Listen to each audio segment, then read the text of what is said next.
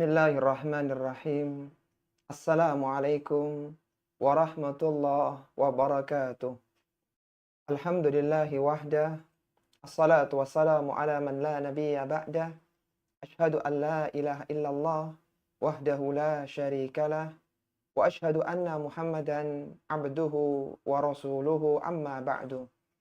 Akhwati fillah, rahimani wa rahimakumullah. Alhamdulillah, kita bersyukur kepada Allah Subhanahu wa taala yang mana kita kembali dipertemukan di salah satu taman di antara taman-taman surga, yaitu di majelis ilmu yang mulia. Kata Syekhul Islam Ibnu Taimiyah rahimahullahu taala, barang siapa yang tidak merasakan kesejukan taman surga yang ada di dunia, maka dia tidak akan merasakan taman surga pada hari kiamat kelak. Maka kita bersyukur kepada Allah Subhanahu wa taala dari sekian banyak manusia, bahkan dari sekian banyak kaum muslimin, kita masih diberikan taufik oleh Allah Subhanahu wa taala untuk bisa menghadiri majelis-majelis keilmuan. Dan semua ini adalah dengan pertolongan dari Allah Subhanahu wa taala, dengan kemudahannya dan taufik dari Allah Subhanahu wa taala. Sebagaimana perkataan Al-Imam Al-Baghawi rahimahullahu taala, beliau mengatakan dengan ucapan yang sangat indah, "Inna ahadan la ya'malu khairan illa bitaufiqillah wala syarran illa bihusnlanih." Sesungguhnya seorang hamba, dia tidak bisa melakukan kebaikan kecuali dengan taufik dari Allah Subhanahu wa taala, dan mereka tidak akan melakukan keburukan kecuali ketika ditelantarkan dari taufik Allah Subhanahu wa taala. Maka di antara bentuk syukur kita kepada Allah Subhanahu wa taala, marilah kita gunakan waktu yang ada untuk belajar ilmu Islam, terutama belajar Al-Quran.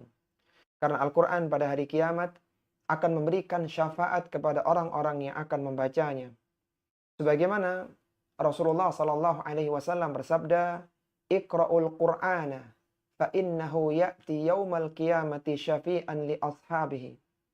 Bacalah Al-Quran, karena sungguhnya Al-Quran akan memberikan syafaat kepada orang yang membacanya dulu ketika di dunia. Dengan syafaat, seorang yang seharusnya divonis masuk ke dalam neraka, dia bisa langsung masuk ke dalam surga. Dengan syafaat, seorang yang asalnya berada di surga yang rendah diangkat, derajatnya ditinggikan di surga yang lebih tinggi tingkatannya. Dan di antara yang bisa memberikan syafaat adalah Al-Quranul Karim yang utama. Maka agar seorang muslimah dia mendapatkan syafaat dari Al-Quran, hendaknya dia perhatikan adab-adab dalam membaca Al-Quran. Kita tahu bahwa di antara kewajiban seorang muslim dan muslimah terhadap Al-Quran adalah membacanya dengan tahsin, dengan bacaan yang benar sesuai dengan hukum-hukum tajwid. Maka ada beberapa adab yang perlu kita perhatikan agar Al-Quran bisa memberikan banyak faidah kepada pembacanya. Berikan melalui Al-Quran, maka seorang mendapatkan pahala. Pada hari kiamat dia mendapatkan syafaat dari Al-Quran. Bahkan ketika seorang yang sakit, yang dia meruqyah dirinya dengan bacaan Al-Quran, maka dengan izin Allah Subhanahu wa taala, maka Allah akan berikan kesembuhan. Maka pada kesempatan kali ini, kita akan belajar di antara adab-adab membaca Al-Quran. Adab yang pertama adalah dianjurkan untuk membersihkan mulut dengan siwak sebelum membaca Al-Quran. Kalau pada zaman sekarang, antuna bisa membersihkan mulut dengan sikat gigi, dengan gosok gigi, dengan menggunakan pasta gigi, sehingga bau mulut itu menjadi bau yang sedap, yang beraroma, yang sedap untuk orang-orang yang sekitarnya. Sebagaimana hal ini disebutkan dalam hadis yang diriwayatkan dari Hudzaifah radhiyallahu taala anhu, beliau menyebutkan tentang salat malam Nabi sallallahu alaihi wasallam, yang mana terkadang Nabi dalam salat malamnya beliau membaca 3 juz ya, 3 surat panjang, bahkan 4 ya. Jadi bacaan salatnya, bacaan Al-Quran ketika salat malam beliau sangat panjang sekali. Apa yang dilakukan oleh Nabi Shallallahu Alaihi Wasallam sebelum salat malam dengan bacaan Al-Quran yang panjang itu, kata Hudzaifah radhiyallahu ta'ala anhu, "Kana an-nabiy sallallahu alaihi wasallam idza qama minal laili yashusu fahu bisiwak." bahwa Nabi Shallallahu Alaihi Wasallam ketika beliau bangun di malam hari, kita tahu bahwasanya Nabi Shallallahu Alaihi Wasallam diwajibkan untuk melakukan sholat malam. Ketika beliau bangun di malam hari, yashusu fahu bisiwak, maka beliau membersihkan, menggosok mulutnya dengan siwak, sehingga mulutnya beraroma harum dan siap untuk membaca Al-Quran dengan bacaan yang panjang.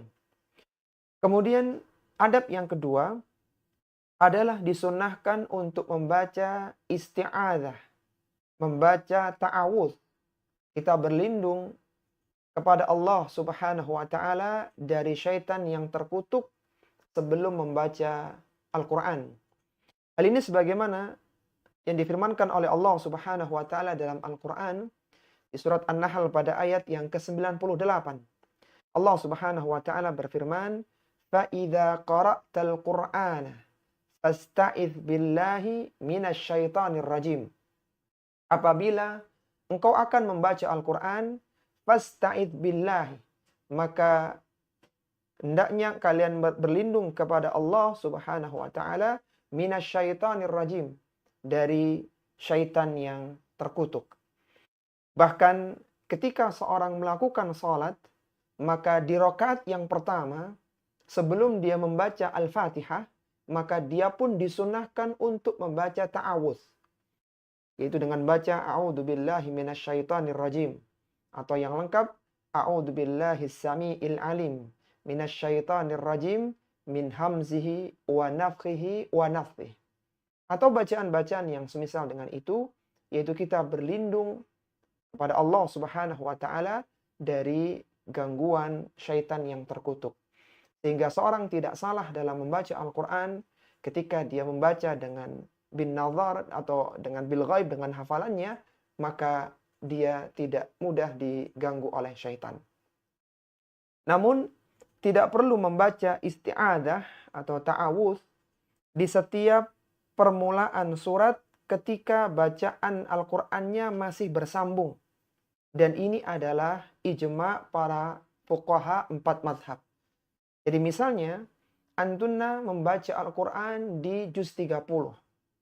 Terutama di surat-surat Qisarul Mufassal, yaitu surat-surat mufassal yang pendek. Dimulai dari surat Ad-Duha sampai surat An-Nas. Maka misalnya dari surat Ad-Duha berpindah ke surat yang lainnya, tidak perlu isti'adzah lagi. Tidak perlu mengucapkan ta'awudz lagi. Kemudian nanti surat berikutnya pun demikian. Kenapa? Karena masih satu rangkaian. Sehingga ta'awudz hanya dibaca di awal akan membaca Al-Quran.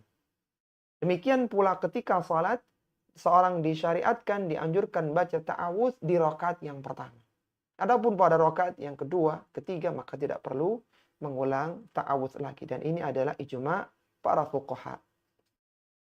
Kemudian adab yang ketiga adalah dianjurkan membaca Al-Quran secara tartil, yaitu secara perlahan-lahan. Sebagaimana firman Allah Subhanahu wa taala, "Warattilil Qur'ana tartila." Dan bacalah Al-Quran dengan tartil, dengan perlahan-lahan. Orang tidak terburu-buru dalam membacanya. Dia memanjangkan bacaan yang panjang, dia menahan yang seharusnya ditahan, dan dia tidak tergesa-gesa dalam membaca Al-Quran. Adapun ketika seorang memasuki bulan Ramadan, yang mana disyariatkan seorang muslimah memperbanyak bacaan Al-Quran atau membaca Al-Quran di bulan Ramadan. Bahkan Al-Imam Zuhri rahimahullahu ta'ala ketika ditanya tentang apa amalan yang utama di bulan Ramadan yang mulia, maka beliau mengatakan, "Innama huwa tilawatul Qur'an wa it'amut ta'am." Amalan yang utama di bulan Ramadan adalah membaca Al-Quran, adalah memberi makan orang yang berpuasa, dan membaca Al-Quranul Karim yang mulia.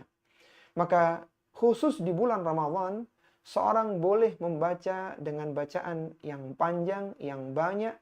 Sehari misalnya 1 juz, atau sehari misalnya 2 juz, maka diperbolehkan. Ini karena memang kekhususan di bulan Ramadan yang mulia. Adapun selainnya, maka kembali pada kondisi awal, yaitu seorang hendaknya tidak terburu-buru di dalam membaca Al-Quran. Warattil Qur'ana tartila. Seandainya seorang ingin mempercepat bacaannya, karena tadi berada dalam bulan Ramadan yang utama, maka tetap tidak boleh sampai merubah maknanya. Jadi misalnya panjangnya yang harusnya 6 harakat, dijadikan menjadi 2 harakat misalnya, atau dijadikan 4 harakat misalnya, dan konstan, sehingga tetap kelihatan panjang dibandingkan dengan yang lainnya. Tetapi tidak sepanjang ketika seorang bacanya dengan perlahan-lahan. Tapi yang jelas bahwa pada asalnya seorang muslimah diperintahkan untuk membaca Al-Quran dengan tartil. Kemudian yang keempat adalah dianjurkan untuk membaguskan suara ketika membaca Al-Quran. Jadi seorang yang belajar ilmu tajwid, maka ada kesempatan untuk memanjangkan bacaan. Untuk menahan bacaan, maka disitulah dia berkesempatan untuk membaca Al-Quran dengan bacaan yang indah untuk didengarkan. Sebagaimana diriwayatkan dari Al-Bara' bin Azib radhiyallahu ta'ala anhu, ia berkata, Rasulullah sallallahu alaihi wasallam bersabda, "Zayyinul Qur'ana bi aswatikum." Hiasilah Al-Qur'an dengan suara kalian. Jadi dibaca dengan lantunan yang enak didengarkan oleh telinga. Dalam riwayat yang lainnya bahkan disebutkan, "Laisa minna man lam yataghanna bil Qur'an." Bukanlah termasuk golongan kami orang yang tidak melagukan Al-Qur'an. Itu bacaannya tidak berusaha diperindah.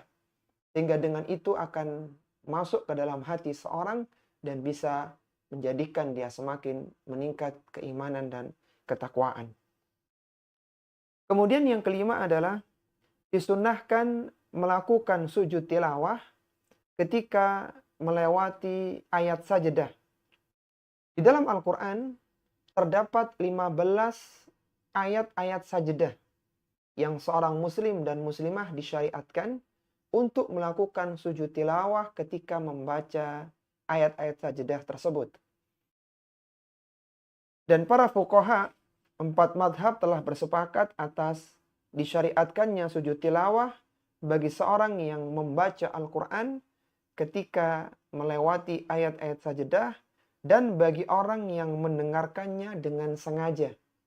Jadi misalnya ada halaqah yang halaqah tahsin misalnya. Ada seorang yang membaca kemudian yang lainnya menyimak. Maka orang-orang yang sengaja membaca, sengaja mendengarkan bacaan Al-Quran, ketika qori'nya itu sujud tilawah, maka dia pun ikut sujud tilawah. Berbeda dengan orang yang tidak sengaja, misalnya dia melewati halaqah orang-orang yang belajar tahsin, dan dia tidak duduk mendengarkan seperti mereka, ketika sampai di ayat sajdah, mereka sujud tilawah, maka yang tidak menyengaja mendengarkan ayat-ayat Al-Quran tidak dianjurkan untuk melakukan sujud tilawah. Bagi orang yang sengaja mendengarkan orang yang membaca Al-Quran, dan sampai di ayat sajdah, maka yang mendengarkan dengan sengaja itu, mustami yang mendengarkan dengan sengaja itu, tidak dianjurkan untuk melakukan sujud tilawah kalau yang membacanya tidak melakukan sujud tilawah. Jadi ketika sampai pada ayat sajdah, maka kondisi seorang dibagi dalam 3 pembagian. Ada qori yang membaca, ada mustami orang yang sengaja mendengarkan, dan ada orang yang tidak sengaja mendengarkan bacaan Al-Quran. Kalau sampai pada ayat sajdah, qori'nya sujud tilawah, maka yang mustami disyariatkan untuk sujud tilawah. Adapun yang tidak sengaja mendengarkan, maka tidak dianjurkan sujud tilawah. Ketika sampai di ayat sajdah, kemudian qori'nya tidak sujud tilawah, karena memang hukumnya sunnah mu'akkadah, maka yang mustami tidak dianjurkan untuk melakukan sujud tilawah. Dan sujud tilawah ini adalah salah satu amalan yang bisa menjadikan syaitan itu kecewa, bersedih. Sebagaimana diriwayatkan dari Abu Hurairah radhiyallahu taala anhu, Rasulullah sallallahu alaihi wasallam bersabda, "Idza qara'a ibnu Adam as-sajdata fasajada, i'tazala asyaitanu yabki." Ketika anak Adam membaca Al-Quran dan dia sampai di ayat sajdah, kemudian dia bersujud, maka syaitan akan menjauh dan dia menangis. Yaqulu, dia mengatakan, ya wailahu. Wa fi riwayati Abi Quraibin, ya waili. Dia mengatakan, sungguh celakanya aku. Umira benu Adam bisujudi fasajada falahul jannah. Anak-anak Adam diperintahkan untuk sujud tilawah, mereka sujud, bagi mereka surga.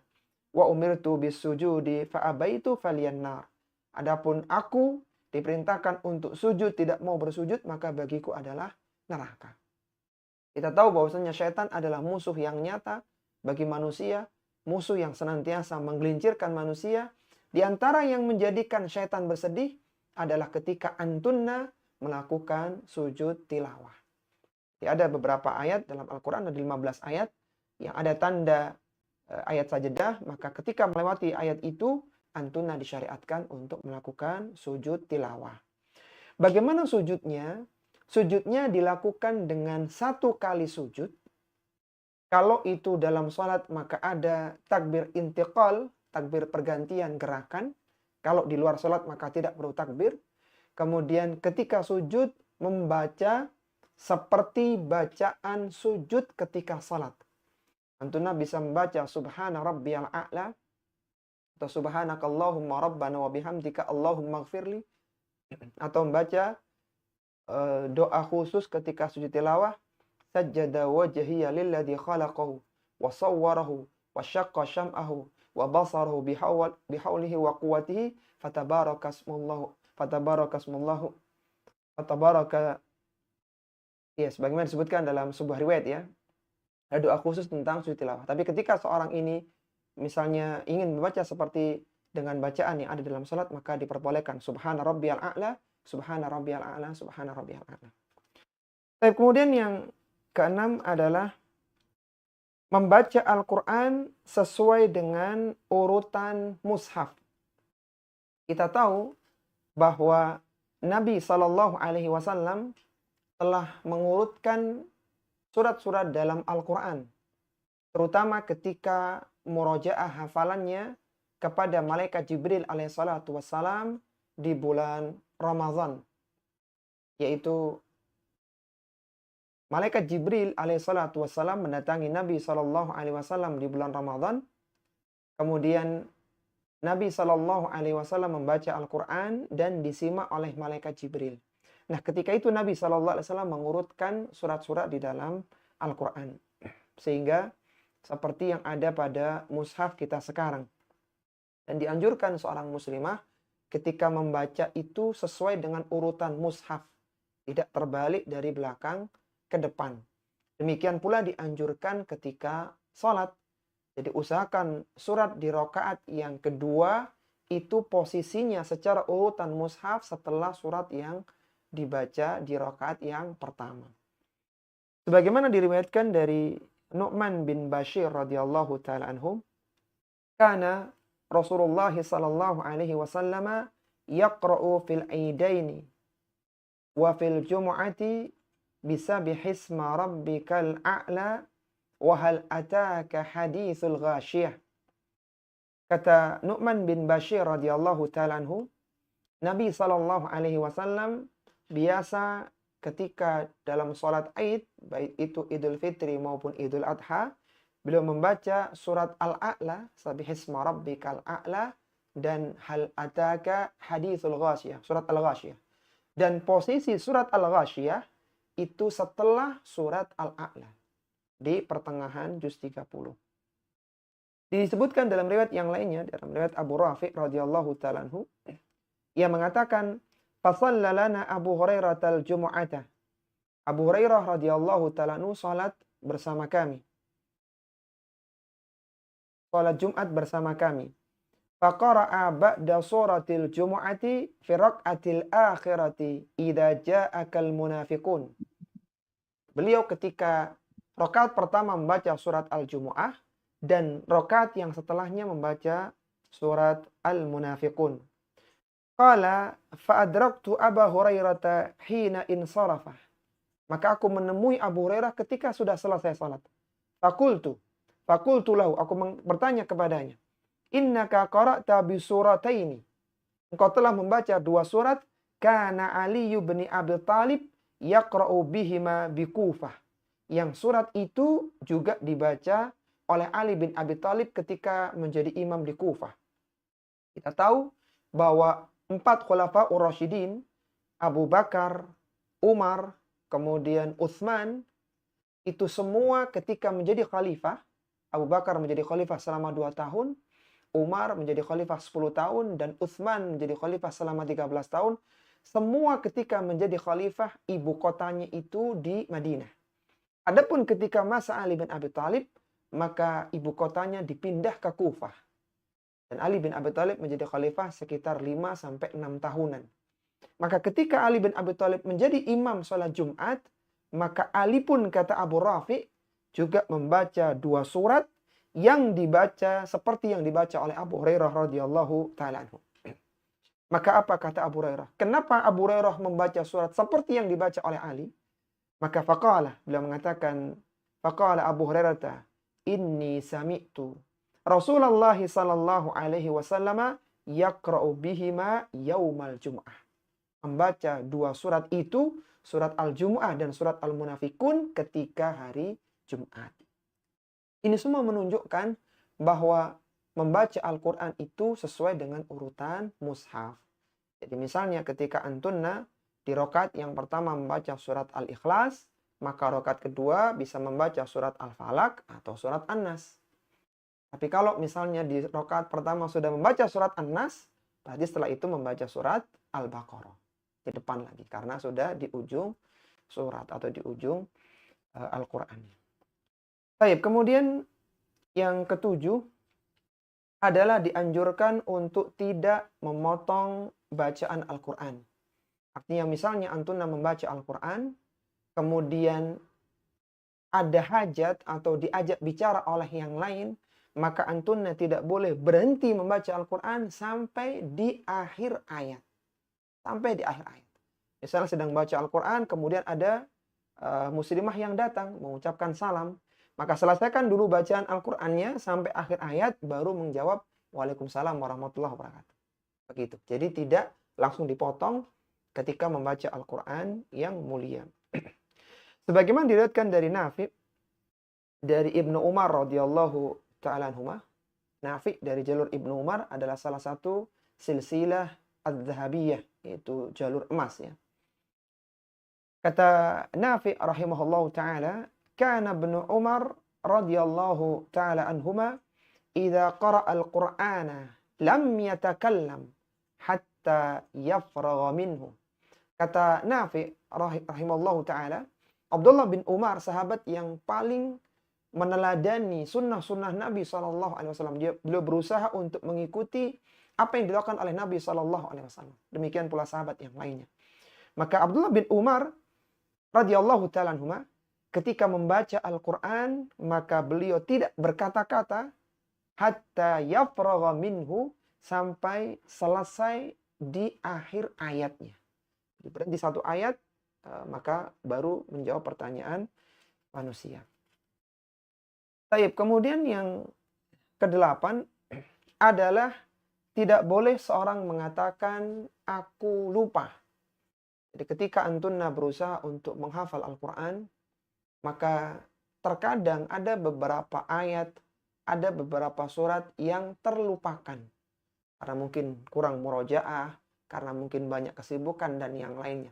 Maka ketika tidak ingat ayat tertentu atau surat tertentu, antunna tidak boleh mengatakan aku lupa ayat ini atau aku lupa surat ini. Tapi hendaknya mengatakan aku terlupa. Ketika mengatakan aku lupa, maka kesannya mengabaikan Al-Quran. Kesannya melalaikan Al-Quran. Tapi ketika mengatakan aku terlupa, ya, tidak sengaja untuk lupa, maka sudah ada kesan positif, yaitu sudah berusaha untuk mengingat, tapi karena memang manusia punya kelemahan, maka terlupakan. Nah, jelas bahwa Nabi SAW memberikan bimbingan, bahkan ancaman bagi orang yang mengatakan aku lupa ayat Al-Quran. Sebagaimana Nabi SAW bersabda, bi'sa ma li ahadihim. Buruklah seorang di antara kalian, bi'sa ma li ahadihim, buruklah seorang di antara mereka, yaqulu, yang dia mengatakan nasitu ayatan kaita wa kaita. Aku lupa ayat ini dan ayat itu. bal huwa nusiya. Tapi hendaknya dia katakan aku terlupakan. Ya, jadi ini di antara adab ya. Jadi ketika orang lupa maka dia mengatakan aku terlupa. Tapi sebelum kita masuk pada ijma fuqaha tentang Al-Quran, mari kita ulang dulu. Ada 8 adab dalam membaca Al-Quran. Apa tadi yang pertama, akhwati fillah? Adabnya, silakan. Dianjurkan membersihkan mulut Membersihkan dengan mulut siwak dengan siwak sebelum baca Al-Quran. sebelum baca Al-Quran. Nah, silakan gosok gigi dulu sebelum membaca Al-Quran. Kemudian yang kedua, Disunahkan untuk membaca silakan isti'adzah untuk membaca isti'adzah ketika mengawali membaca Al-Quran. Bacaan isti'adzah seperti apa, akhwati fillah? A'udzu billahi minasyaitonir rajim. Iya. Baik, Masya Allah. A'udzubillahi samiil alim minasyaitonir rajim. Masya Allah, itu yang lengkap ya, luar biasa. Baik, kemudian yang ketiga, adabnya apa? Dianjurkan membaca Dianjurkan Al-Quran secara membaca Al-Quran dengan tartil, ya, dengan pelan-pelan, tidak terburu-buru. Jadi yang penting adalah antuna istiqomah membaca Al-Quran setiap hari. Meskipun hanya 1 halaman, meskipun hanya 1 lembar, bahkan meskipun hanya 10 ayat, tapi yang penting istiqomah. Jadi jangan terburu-buru mengejar target kecuali ketika berada di bulan Ramadan. Taib. Kemudian yang keempat, dianjurkan untuk dianjurkan membaguskan untuk membaguskan dalam baca Al-Quran. Al-Quran. Ya, jadi dan tidak akan bisa bagus bacanya kecuali belajar tahsin, belajar tajwid, sehingga dia bisa memanjangkan dan menahan bacaan yang dipanjangkan atau ditahan. Taib yang kelima, akhwati fillah, Disunahkan melakukan sujud tilawah ketika melewati ayat sajadah. Ada berapa tadi ayat sajadah dalam Al-Quran? Ada 15. Baik. Kemudian yang keenam adabnya? Yang keenam baca Al-Quran sesuai dengan urutan mushaf. Ya, jadi kalau memang ingin menghafal, paling enak misal dari belakang, dari juz 30, tapi dari surat An-Naba. An-Naba, turunkan An-Nazi'at, ke Abasa, terus ke bawah. Ya, supaya urut gitu. Jadi ketika murojaahnya itu urut begitu. Baik, kemudian yang ketujuh, dianjurkan tidak memotong bacaan Al-Quran. Ketika sedang baca Al-Quran, ada yang bertanya caranya gimana tadi? Menyelesaikan sampai di akhir ayat. Jawab salah. Iya, di akhir ayat dulu kemudian baru dijawab. Jadi tahan dulu ya. Jadi kadang kalau yang jadi masalah ketika suratnya atau ayatnya panjang ya. Seperti ayat tentang hutang dalam surat Al-Baqarah kan panjang itu. Jadi hati-hati. Yang jelas jangan dipotong di tengah-tengah ayat. Taib, kemudian yang ke-8, yang terakhir, tidak boleh mengatakan apa. Yang dianjurkan mengatakan apa? Aku terlupa. Ya, jadi silakan misalnya sedang murojaah kemudian tidak ingat maka dikatakan aku terlupa. Taib, sekarang kita masuk tentang ijma fuqaha ya tentang Al-Quran. Kita tahu bahwa Islam ini dibangun di atas dalil. Dalil Islam, dalil dalam agama Islam yang mulia ini adalah Al-Quran dan As-Sunnah. Kemudian ada dalil ketiga yaitu ijma. Bahkan ada dalil keempat yaitu qiyas. Ya, kita tidak bahas qiyas, kita bahas ijma. Apa itu ijma? Ijma adalah kesepakatan para ulama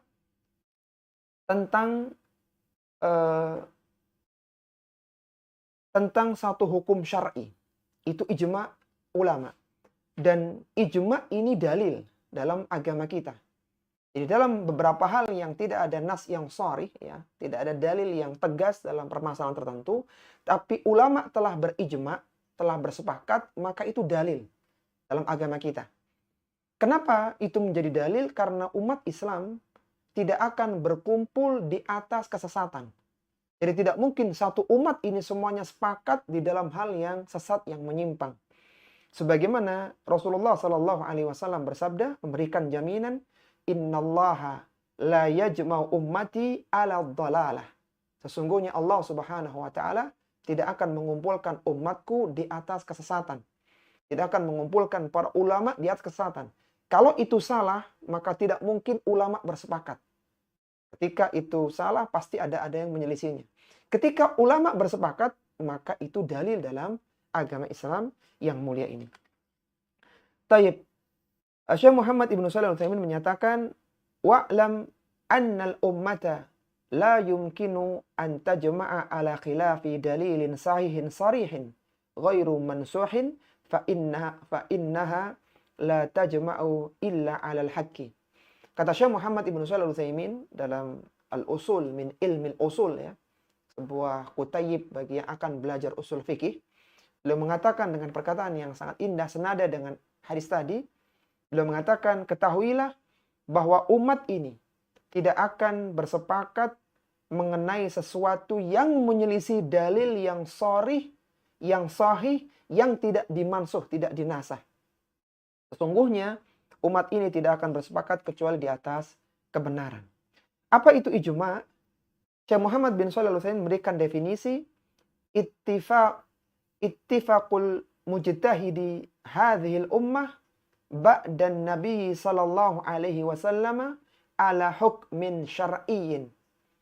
Ijma' adalah kesepakatan para mujtahid, para ulama-ulama mujtahidin, bukan orang awam, bukan para thalabatul ilmi, tapi ulama mujtahid, yang mereka ini bersepakat setelah meninggalnya Nabi sallallahu alaihi wasallam tentang hukum syariat.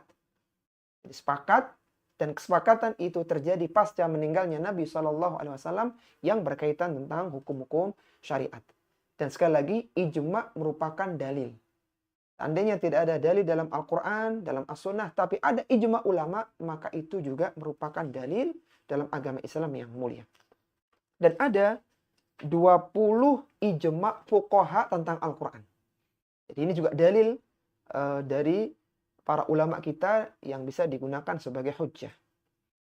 Di antaranya adalah yang pertama, para fuqaha telah bersepakat bahwa urutan ayat-ayat Al-Quran dalam satu surat adalah tauqifi, bukan ijtihadi. Urutan ayat, jadi setelah ayat ini maka ayat itu, ayat seterusnya, urutan ini dalam satu surat itu tauqifi. Jadi datang dari Nabi SAW, bukan ijtihad. Bukan ijtihad, ini susun setelah ini, tidak. Itu adalah tauqifi dari Nabi SAW. Jadi apa adanya. Sehingga ketika seorang misalnya baca Al-Quran, kemudian berganti tema, maka memang seperti itulah.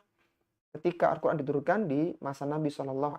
Intinya urutan ayat adalah tauqifi, bukan ijtihadi. Kemudian yang kedua, para fuqaha telah bersepakat bahwa basmalah merupakan bagian dari surat An-Naml di ayat yang ke-30. Yaitu ketika Nabi Sulaiman menulis surat kepada Ratu Saba. Innahu min Sulaiman wa innahu bismillahirrahmanirrahim. Bismillahirrahmanirrahim menjadi bagian dari Al-Quran di surat An-Naml pada ayat yang ke-30. Adapun basmalah dalam Al-Fatihah maka terjadi khilaf di kalangan para ulama. Adapun basmalah di surat An-Naml ayat 30 tadi ijma', itu adalah ayat Al-Quran.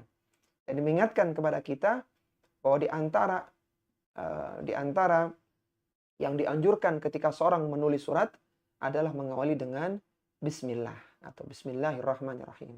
Sehingga boleh ketika misalnya antuna mengechat ya muslimah yang lainnya tidak menggunakan salam tapi menggunakan basmalah, maka ini juga diperbolehkan. Baik, kemudian yang ketiga adalah para fuqaha telah bersepakat atas diperbolehkannya membaca Al-Quran bagi seorang yang berhadas kecil. Orang yang tidak punya wudhu baca Al-Quran itu ijma' para ulama fuqaha boleh.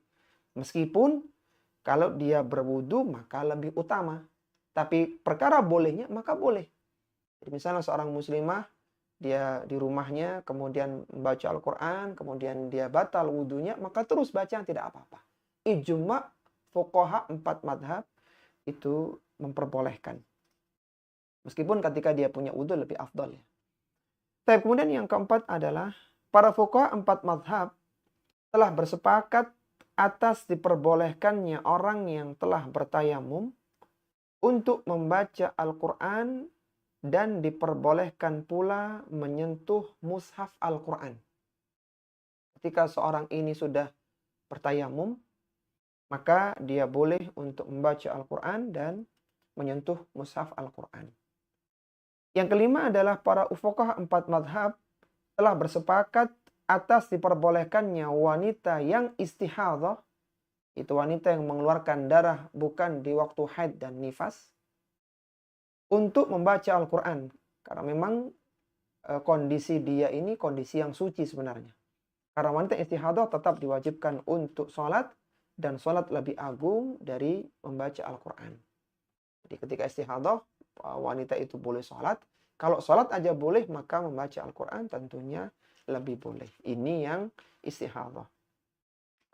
Kemudian yang keenam adalah para fuqaha 4 mazhab telah bersepakat bahwa orang yang tidak mampu membaca semua ayat dalam surat Al-Fatihah di dalam sholat, tetapi dia mampu membaca ayat-ayat yang lain, maka dia wajib membaca ayat-ayat yang lain tersebut. Kita tahu Al-Fatihah di dalam sholat adalah rukun. Sebagaimana sabda Nabi SAW, La salata liman lam yaqra bi fatihatil kitab. Tidak ada salat orang yang tidak membaca Al-Fatihah. Maka bagaimana kalau ada orang mu'alaf, dia baru masuk Islam, dan dia tidak punya hafalan karena dia memang sebelumnya non-muslim, tapi dia sering mendengarkan surat Al-Ikhlas misalnya begitu. Maka ketika sholat, dia boleh membaca surat Al-Ikhlas. Karena dia nggak hafal Al-Fatihah. Ketika dia sudah hafal dan dia harus segera belajar, maka dia membaca surat Al-Fatihah. Kemudian yang ketujuh, para fuqaha telah bersepakat atas disyariatkannya membaca Al-Quran secara jahar dalam sholat subuh, 2 rakaat pertama sholat maghrib, dan 2 rakaat pertama sholat isya. Dan membaca sir ketika sholat zuhur dan sholat asar, dan 2 di rakaat ketiga sholat maghrib, kemudian 2 rakaat terakhir di sholat isya. Jahar dan sir itu diantara dalilnya adalah ijma ulama. Menjaharkan dan mensirkan bacaan sholat itu dalilnya ijma ulama. Ya, seandainya seorang tidak mendapati dalil dalam masalah itu dalam hadis, maka kita katakan ada ijma fuqaha tentang masalah ini. Dan ijma fuqaha juga menjadi dalil dalam agama yang mulia ini. Kemudian yang kedelapan adalah para fuqaha 4 mazhab telah bersepakat atas disyariatkannya menjaharkan bacaan Al-Quran dalam sholat Jumat, sholat istisqa, dan sholat Id. Jadi seorang misalnya, kenapa sholat Jumat itu jahar, sholat Id yang pagi hari itu harus jahar? Kita katakan ijma ulama. Ya. Dan ijma adalah dalil dalam agama. Yang kesembilan adalah para fuqaha telah bersepakat atas disyariatkannya menjaharkan, atas tidak disyariatkannya menjaharkan bacaan bagi makmum. Jadi makmum ketika dia membaca Al-Fatihah, maka dia bacaannya sir, tidak jahar. Yang jar adalah imam di rakaat 2 rakaat pertama. Ya. Adapun makmum, maka makmum tidak menjaharkan bacaan. Bagi yang meyakini bahwa rakaat pertama dan kedua juga membaca Al-Fatihah, menurut pendapat sebagian ulama, maka tetap bacaannya sir, ya, tidak dijaharkan. Kemudian yang ke-10, para fuqaha 4 madhab, para fuqaha telah bersepakat tentang disyariatkannya membaca bacaan setelah Al-Fatihah dalam salat subuh, 2 rakaat pertama, salat zuhur, maghrib, zuhur, asar, maghrib, dan isya.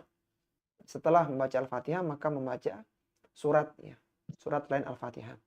Ini ijma para fuqaha. Para fuqaha 4 madhab telah bersepakat bahwa bacaan yang disunahkan untuk dibaca ketika sholat subuh adalah surat mufassal yang panjang. Jadi kita tahu Al-Quran itu dibagi menjadi 4 bagian. Ya. Ada surat-surat yang panjang, ya. Surat yang panjang, kemudian ada surat yang mi'in, yang 100 ayatan. Kemudian ada di antaranya adalah surat mufassal. Ada surat mufassal, dan surat mufassal yang pertama itu dimulai dari surat Qaf, juz 26, kemudian sampai surat An-Nas. Ini surat-surat mufassal. Surat mufassal dipecah lagi menjadi 3 bagian. Ada tiwalul mufassal, dari mulai surat Qaf kemudian sampai di akhir juz sebelum juz 29. Kemudian ada Awsatul Mufassal dari mulai juz 29 sampai surat An-Naba.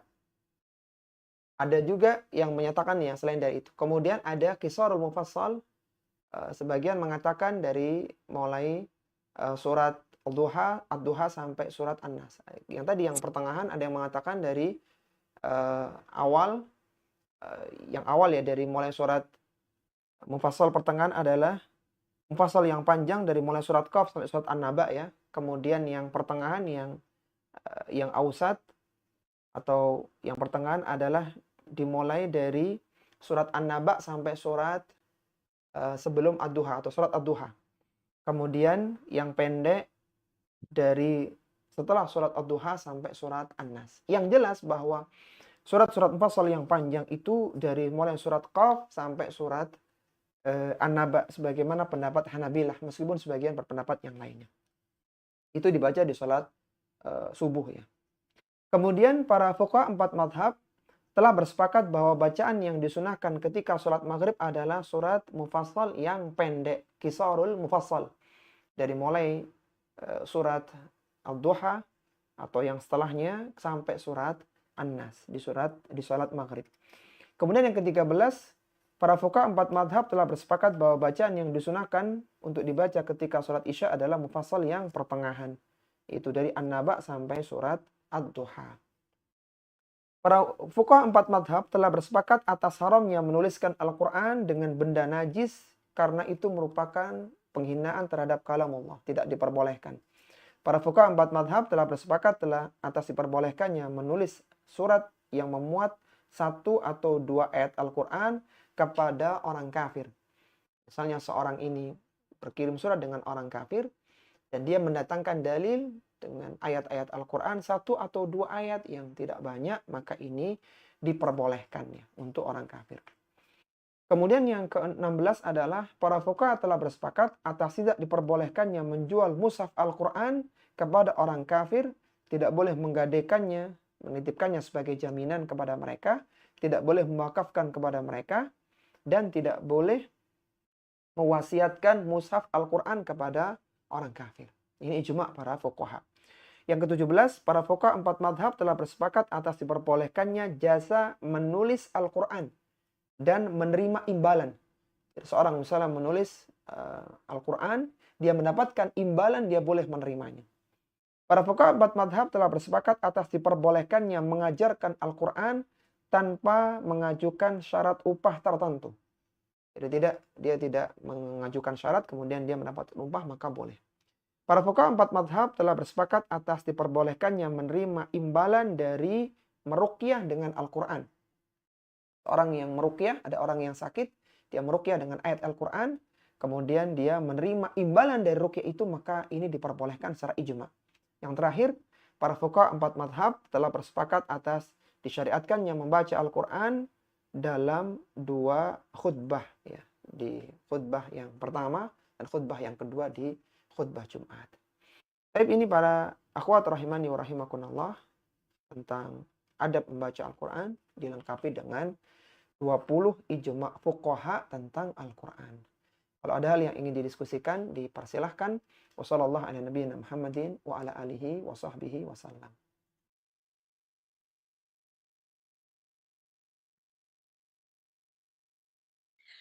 Ya, baik. Saatnya sesi tanya jawab. Dipersilakan bagi akhwat yang ingin mengajukan pertanyaan kepada Ustadz dapat bertanya secara langsung dengan cara raise hand.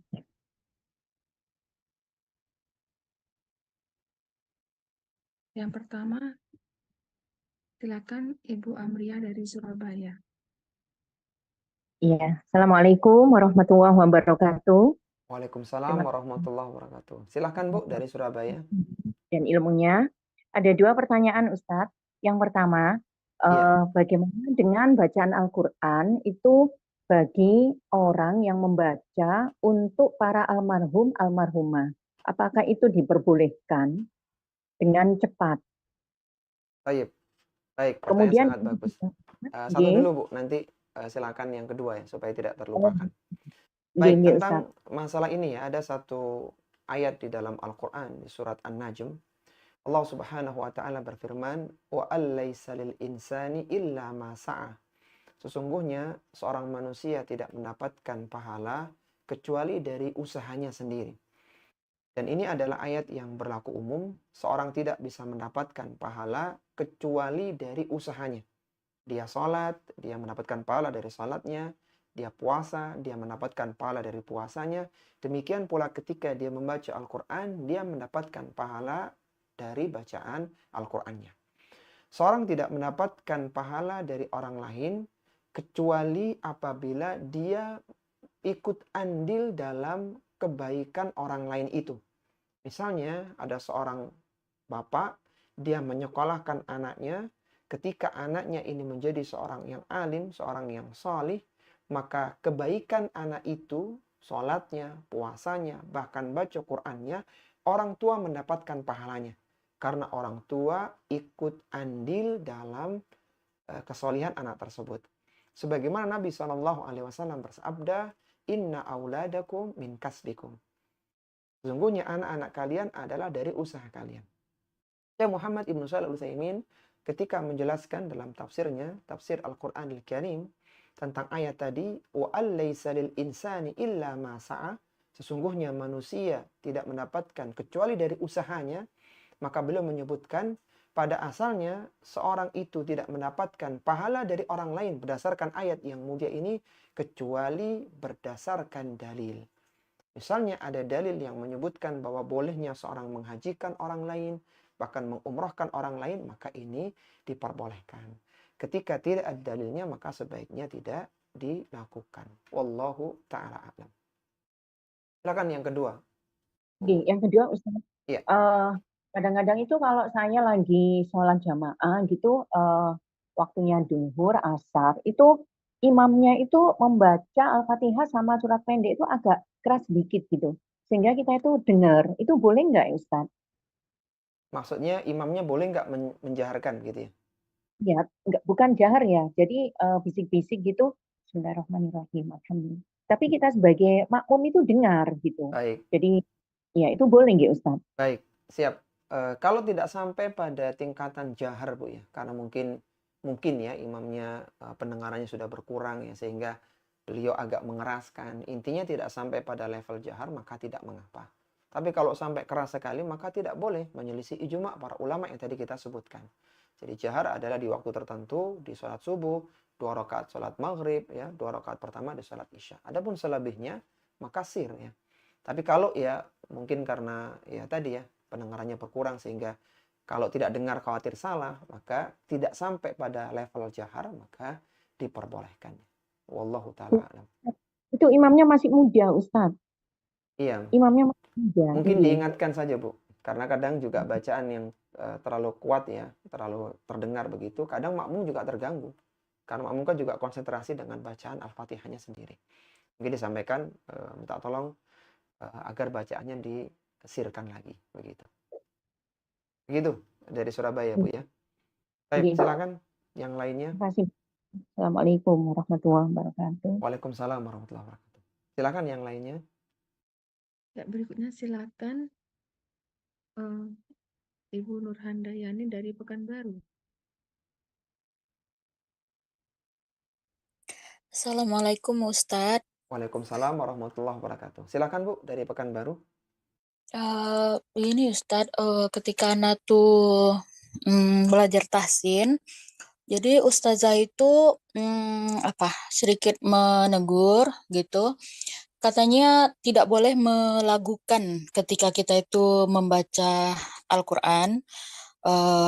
Kemudian juga menyebutkan hadis Nabi bahwasanya Rasulullah itu gimana ya? Saya lupa apakah melaknat atau apa, saya agak lupa. Tapi yang jelas di situ tuh ada larangan bahwasanya kita tuh melakukan atau menada-nadakan bacaan Quran kita gitu.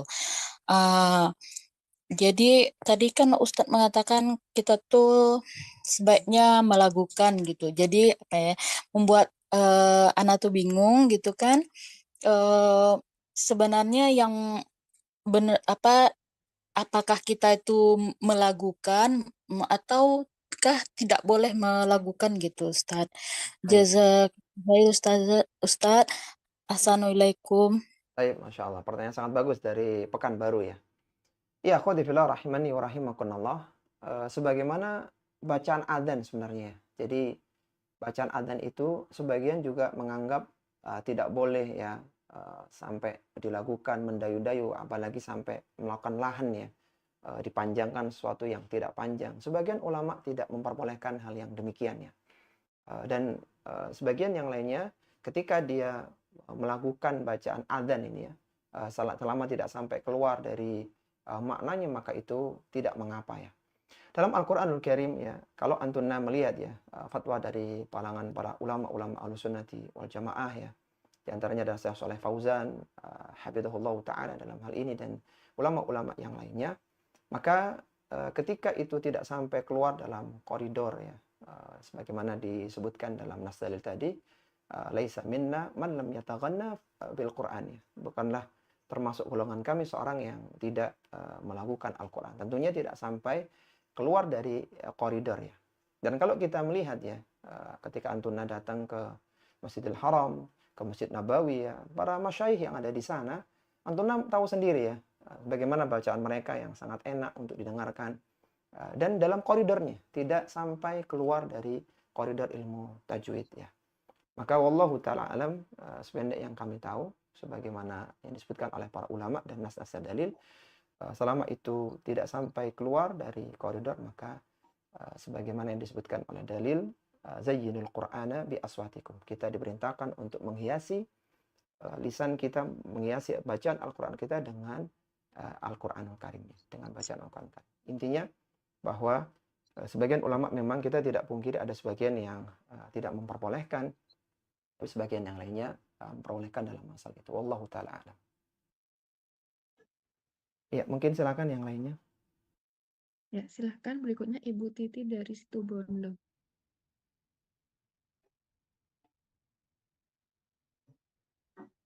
Assalamualaikum Ustadz. Waalaikumsalam warahmatullahi wabarakatuh. Silakan Bu dari Situbondo. Izin bertanya, kalau misalnya kita sedang menghafal nih Ustadz, kemudian bacaan yang sedang surat yang sedang dihafalkan itu kemudian dibaca di dalam sholat.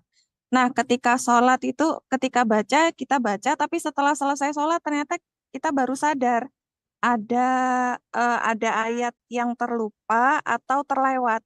Nah, apakah sholatnya itu sah Ustadz? Setelah selesai Jazakallah sholat khair. ya Bu ya?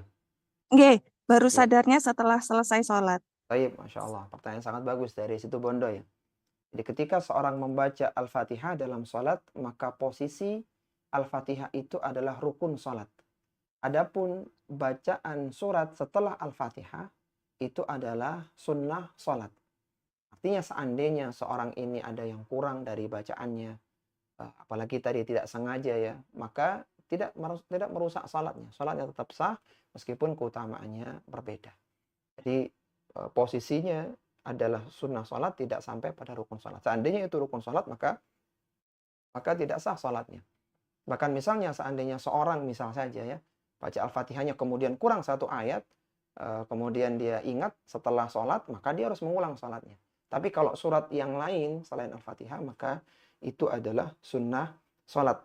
Sehingga sholatnya tetap sah meskipun tadi kurang sempurna bacaannya. Ya. Wallahu ta'ala alam. Satu lagi Ustadz Afan. Ya, silakan Bu. Tadi sepertinya kan sempat dibahas nih yang tentang bacaan cepat dan tartil tadi itu. Cuma saya posisi sedang di luar rumah jadi tadi kurang jelas Ustadz. Afan, saya bertanya lagi. Iya. Kalau misalnya anak saya kan ini di pondok gitu ya Ustadz, itu kan kadang kalau misalnya tasmi itu kan bacaannya kalau misalnya cuma bacaannya hafalannya sedikit itu kan tasminya mungkin bisa dibaca tartil atau perlahan. Tapi kalau jumlah hafalannya sudah banyak itu bacaannya dipercepat. Itu bagaimana Ustadz? Baik.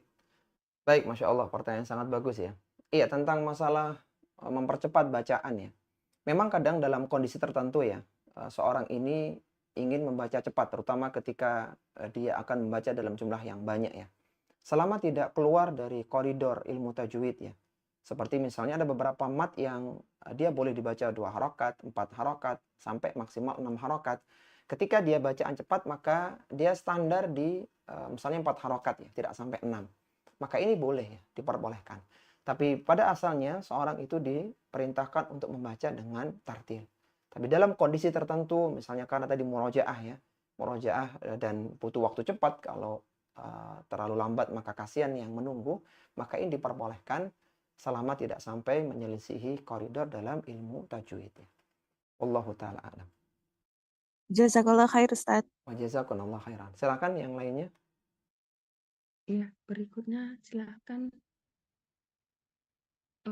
Ibu Yuniarti dari Bandung. Ya, Assalamualaikum warahmatullahi wabarakatuh, Pak Ustadz. Waalaikumsalam warahmatullahi wabarakatuh. Silahkan, Bu. Saya izin bertanya, Pak Ustadz.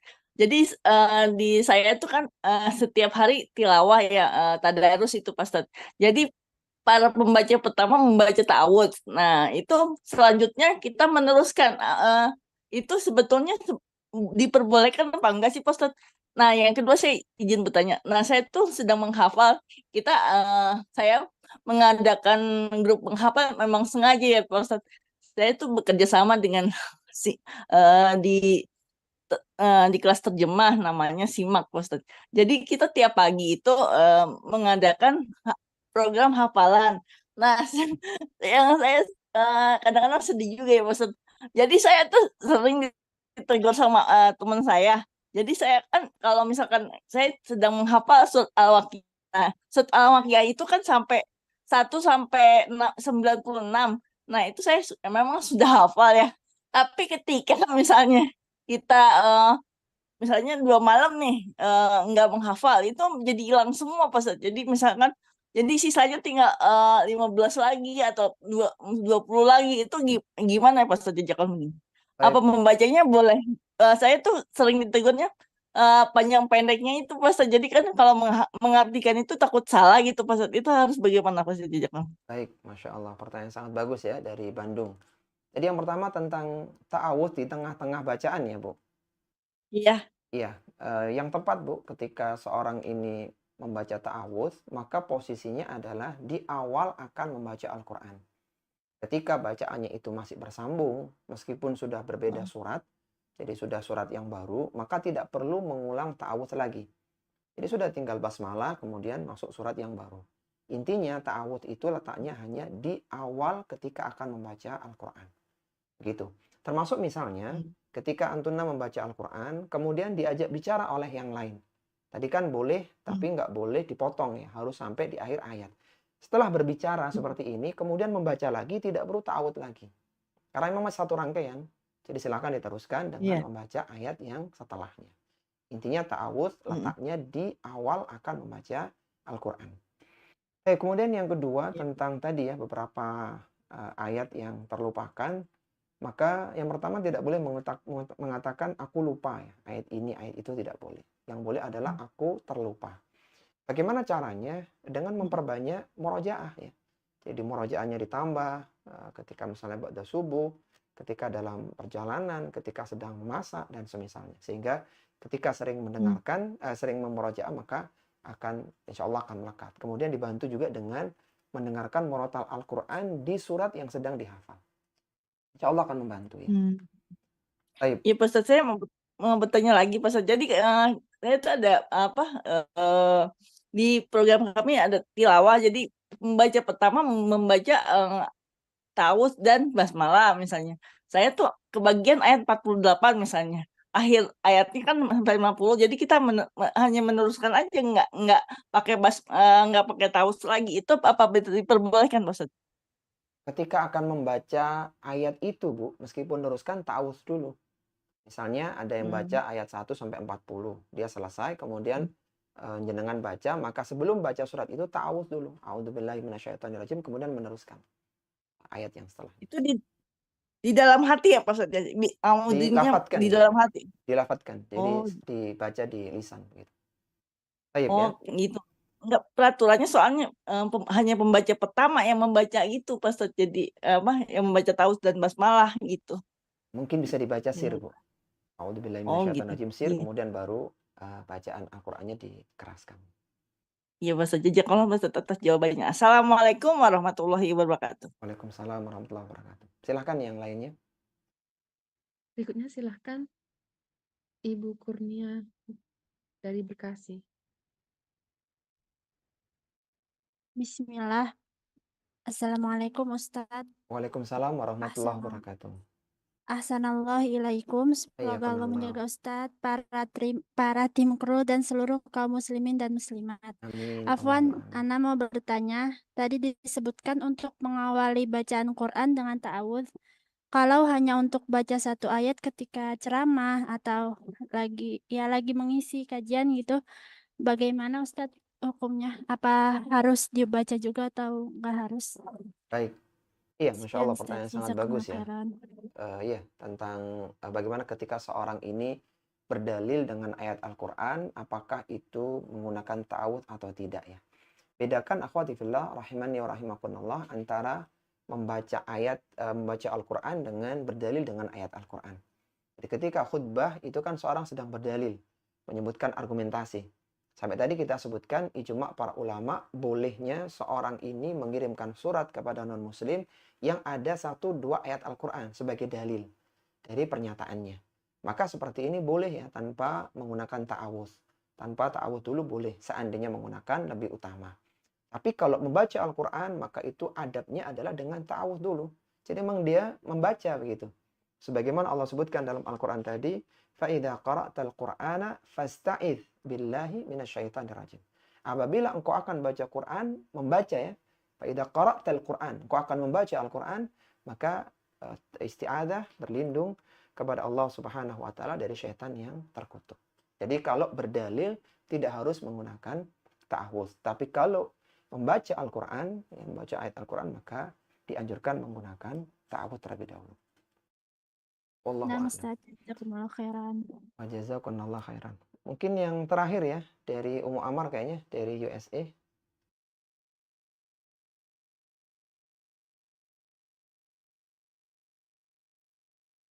Silakan Ummu Amar.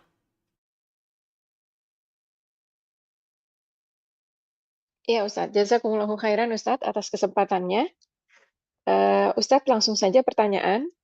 Assalamualaikum warahmatullahi wabarakatuh. Ustadz, Waalaikumsalam bagaimana warahmatullahi wabarakatuh. bila kita beli Al-Quran atau menjual Al-Quran? Dalam artian, Al-Quran di sini mushaf Ustadz. Ya. Kalau mushaf ini kita kirim, misalnya kita penjual, kita kirim, tapi bercampur dengan makanan Ustadz. Apakah itu diperbolehkan? Atau kita packing Al-Qur'annya sendiri, makanannya sendiri. Baik. Karena kalau di sini juga kita nggak memungkinkan beli Al-Qur'an di toko, Ustadz. Amat sangat jarang. Iya, Masya Allah. Itu pertanyaan sangat bagus. pertama. Siap. Dan yang keduanya, berkaitan dengan Al-Qur'an kiriman tadi, Ustadz, apakah kita boleh menghadiahkan Al-Qur'an terjemah kepada orang kafir? Ada dua kondisi. Yang satu, orang kafirnya meminta karena dia kenal kita, dia ingin tahu isi Al-Quran seperti apa. Kalau dia minta, apakah kita boleh kasih? Atau karena dia sering bertanya, kita jadi ingin memberikan Quran terjemah. Mohon nasihatnya, jazakumullahu khairan, Ustaz. Jazakumullah khairan. Pertanyaan sangat bagus ya, dari USA ya. Tentang tadi ya, menjual Al-Quran, maka diperbolehkan akhwati fillah. Yang tidak boleh adalah ketika menjual mushaf kepada orang kafir, maka tidak diperbolehkan. Bahkan sampai pun menghadiahkan ya kepada orang kafir, wakafkan, maka tidak diperbolehkan ya untuk mushaf Al-Qurannya ya. Ya bagaimana ketika dia ingin bertanya, ya silakan bertanya kepada seorang muslimah yang tahu tentang Al-Quran, apa yang mau ditanyakan. Atau misalnya dia ingin dalil tentang ini disebutkan, adapun mushafnya maka jangan. Ya, mushaf Al-Quran tidak boleh diberikan kepada orang non-muslim, orang kafir. Baik, kemudian bagaimana kalau pengirimannya harus tadi ya disatukan dengan makanan ya. Yang jelas kalau itu sifatnya adalah ada unsur penghinaan ya, sesuatu yang tidak tepat begitu, maka sebaiknya jangan.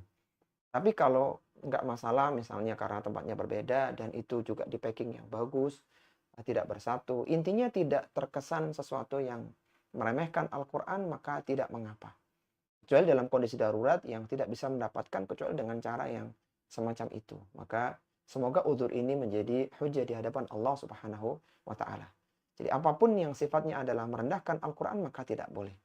Sampai pun misalnya ketika seorang ada mushaf kemudian misalnya ya diletakkan di bawah, ya, maka ini tidak boleh karena ada unsur merendahkan. Atau misalnya ada mushaf kemudian atasnya diletakkan sesuatu yang bukan Al-Qur'an, maka ini sebaiknya tidak dilakukan. Jadi silakan ditimbang sendiri apakah hal itu mengesankan merendahkan Al-Qur'an atau tidak. Kalau merasa iya sebaiknya jangan dilakukan. Tapi kalau enggak, insya Allah aman ya secara pandangan orang juga tidak ada unsur merendahkan di situ, maka diperbolehkan. Wallahu a'lam. Ya, ini maksudnya sebenarnya Qur'annya di-pack sendiri Ustadz, makanannya di-packing sendiri, tapi dijadiin satu box. Itu Oh iya, jadi sebenarnya. dalam satu box ada ini ya. Tidak mengapa ya, Ada, wallahu a'lam. Karena memang juga tidak iya. bercampur dan tetap dalam apa namanya, dalam koper misalnya. Karena misalnya seorang Iya. berangkat umroh, ada di antara yang dibawa misalnya mushaf misalnya, atau beberapa yang lainnya kan semua jadi satu, tapi tetap tidak ada kesan itu merendahkan gitu. Karena tidak ada kesan lah. Ya. Itu tidak ada hal yang demikian. Wallahu a'lam.